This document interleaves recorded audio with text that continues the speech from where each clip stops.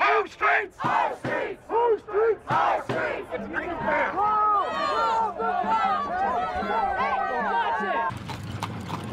He invited us on his property to talk, but when he doesn't like our conversation, he explodes. Get the out of here now! It regained strength overnight, went back to a major hurricane, a Category 3 storm with 115-mile-an-hour winds. There's a trash fire here.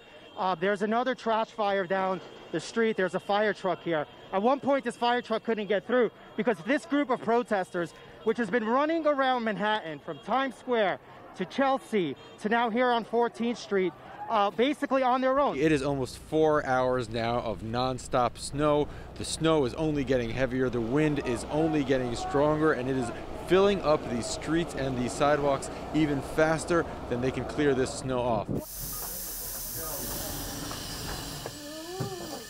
The front line in the fight against coronavirus. Patient after patient struggling to breathe.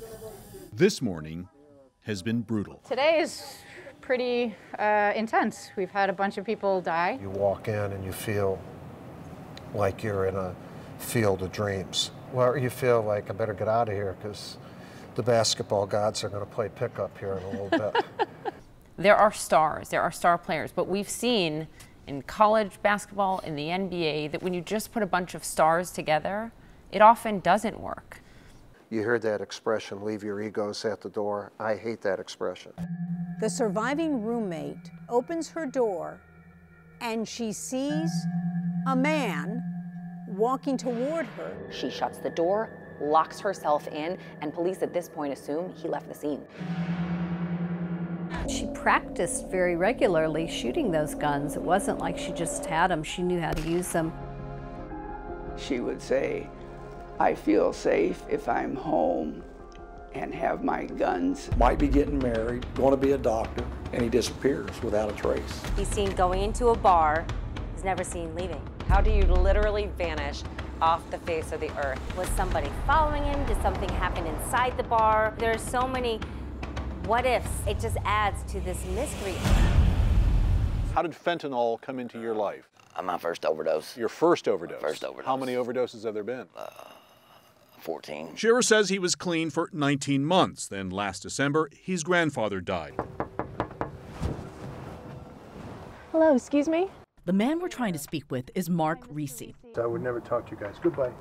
He lives in a quiet corner of Iowa in a suburb of Cedar Rapids.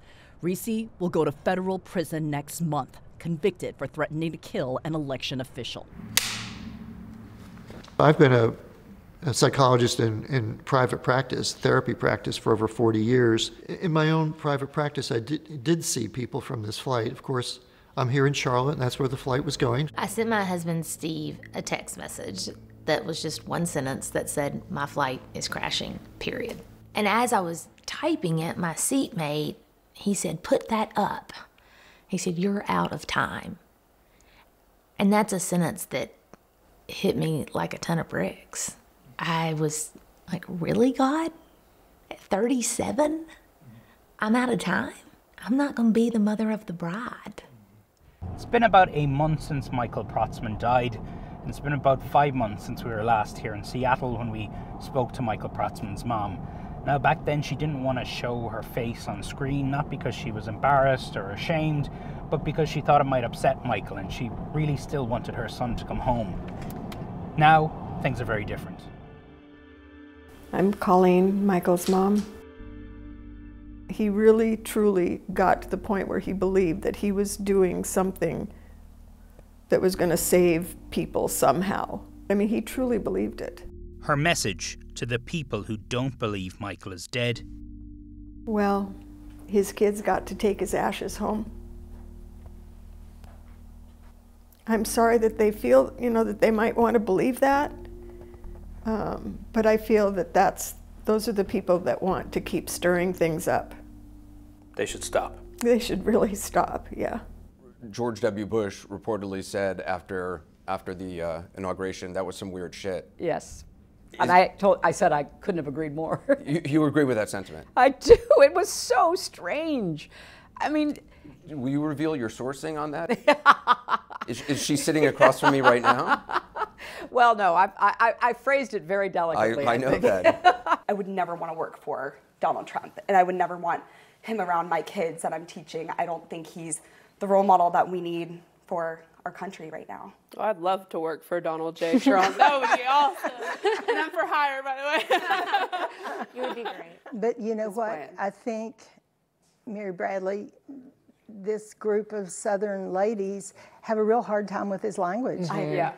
The issue I have with Donald Trump is his demeanor and his language and how he treats people and women. We are connected to this land. Our blood runs through these trees. No matter what, we will keep this land. So this land's gonna be here with us if it's gonna be another 200 years. That's the way we look at it. But not everyone has that same view. The serene marsh and sandy beaches of Hilton Head Island have been home to the Gullah Geechee community since before America became America. But the 93-year-old great-great-grandmother has felt little comfort here over the past few months. This is when we start hearing the trees say boom, boom. Wright is being sued by a company with plans to build 147 three-story townhomes along this Jonesville Road community, a historic Gullah Geechee neighborhood. Welcome to New York City's first ever pandemic drive-in theater. At $32 a car, patrons get films like Ferris Bueller's Day Off. And after ordering online, they get masked car hops. Have you ever been to a drive-in movie before? This is my first time. Yeah, no, I've never been to one. Welcome to the pinnacle of entertainment in 1955. The tail end of a week where Texans were fighting for their lives in their own homes. So you'd never even used your fireplace before this? Oh, no. Jen Studebaker and her family in Austin, Texas were burning chairs, pieces of bookshelves, before eventually scavenging for bits of wood without even a means to cut it. That hammer actually is what we were splitting wood with. Using their nearly abandoned fireplace now as a means of survival. When he heard a call for organ donors, he stepped up and said he would give a kidney no matter who needed it. There's no real impetus. It's not that someone in particular was sick or any one story. Knowing that it's going to make such a big difference is a pretty good feeling. Turns out the recipient was surprisingly a fellow public servant. I was a young, healthy guy. I was a firefighter. I was, active in duty and responding to calls. All of a sudden, here I am, I'm the guy who's sick, and you're not used to being the guy that's sick. Well, the internet obsessed over little things. How in the hell is that flip-flop staying on? Then there was the woman who tweeted wondering if Mercedes had gotten a new hood ornament. Occasionally, even the real Donald Trump projects a little too far into the future. Make sure you get out and vote November 28th. But the all-seeing Trump is no dummy. He knows Election Day is November 8th. Ginny Mo, CNN. Of the two of you, I only want the attractive one to come up to the booth. New York. This is the museum workout. It's something that we've been working on for 3 years. It's a hybrid dance workout museum tour. It's a physical journey through the museum, and we're inviting people to experience the museum in a totally new way. The thing that was going through my mind mostly was, this is a completely unique experience that I'm never going to do ever again.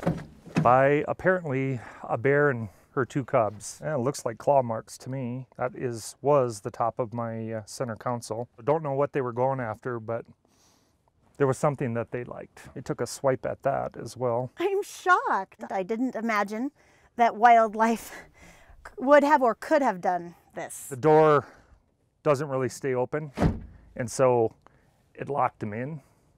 And that's when they really got frantic. The headliner is all torn down. You can see that they were scratching to get out. Oh Yeah. my, what's that? Yeah, well, that's from the dash.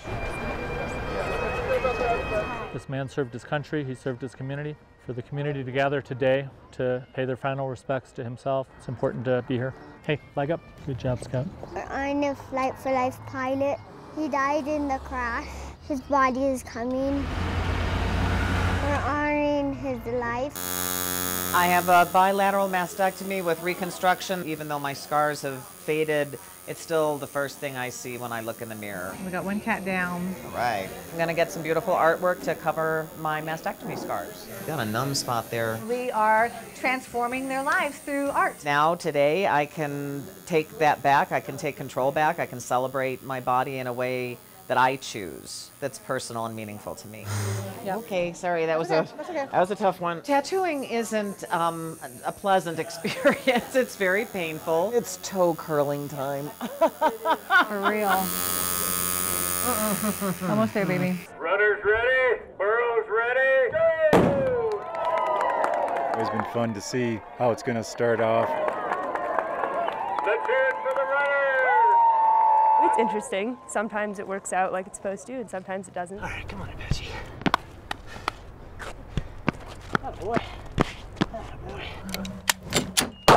The Denver Crime Lab tested his gun, just like they do in every case. Any firearms, we'll test fire them to generate samples. Did the rocket take off? No. I think like the rocket is either in like that area of buildings over there. There it is, there it goes. That is so cool.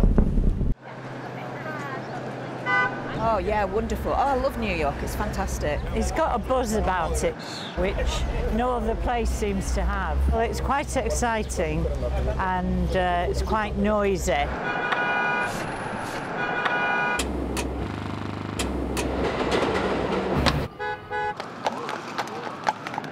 It seems to be noise round the clock.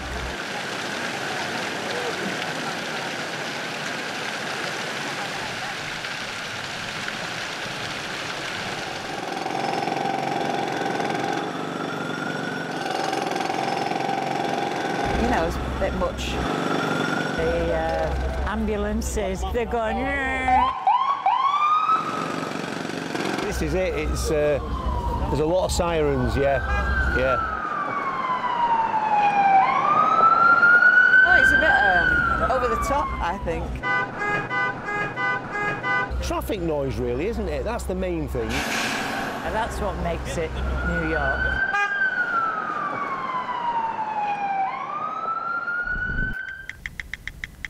Big dreams don't happen alone. Long before they come to fruition, we share them with those we love and trust. He told me he loved me and that I was his best friend. And he said, thank you for being my guardian when I needed it and being my mom when I needed to be set straight. Taylor was the boy who stole his mother's heart. That captivating smile that he had, that mischievous little smirk he has, that was him. He would light up a room, he'd walk in and not know anybody, and all of a sudden everybody was drawn to him. Drawn to big ideas, Taylor made his list as a teenager. Number 1, join the Army. Mom resisted at first. And I just said, go forward. Be this protector. I know you're going to succeed. Goal met. Number 13, get a job. Taylor chose Colorado State Trooper. He put his mind to it, and nothing was going to stop him. And he was going to be the top. He was going to be the best of the best. Speeds are 100 miles per hour. On May 23rd, Taylor was almost at the end of his cadet training. See if I can get him to come through the intersection. And was on a ride-along with Trooper Clinton Rushing. Taylor had texted me that day at 7:30 and said, I'm at an accident at Highway 1 and Highway 66. Just passing County Road 7. Warned of a chase coming their way, the cadet and trooper deployed stop sticks. The driver didn't stop. Both men were hit. At that time, I screamed. I just screamed, no. Not him. Please, not him. Taylor died at the scene. Trooper Rushing was critically hurt.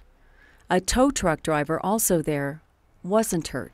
He said Taylor shouted at him to get out of the way. He died a hero. He saved a man's life so he can go home to his little ones. Save a life. Goal number 9 achieved. Just not how his mom expected. When I found out exact details of how it happened, I went into his room and repeatedly said, I'm sorry. I'm sorry for the way you went. I'm sorry it was so violent. I'm sorry. I'm just sorry that I couldn't protect you from it. There were so many more goals, many only the two of them knew about. Looking through his phone, I was the one that he inadvertently spoke to last. Their conversation wasn't supposed to end. Carol tried to keep it going. I would text him just to keep in touch with him. I got a few real short ones. I love you, I miss you, that type of stuff, and I just ignored them. One night in particular, just having a really bad night, just telling him I love you and I miss you and please come see me. And then I got a very heartfelt one. That's when she got a response. He said, I'm a sergeant with the Greeley Police, and I told him who I was. And then it was like the breath got sucked out of me because the reply was about Taylor and about the accident. Sergeant Cal Holsey had a new phone with a new number. Turns out it was Taylor's old number. He offered to change the number. Carol asked him not to. After all, he was doing what Taylor wanted to do. He never got to experience all the great things of this job. I have got to do that, and I think it's good for me to remember all the great things that, all the wonderful things he was looking forward to. Everything he dreamed of too. 33 years ago, as a new officer. It's like I always have a little angel in my pocket now. And so the conversation didn't end.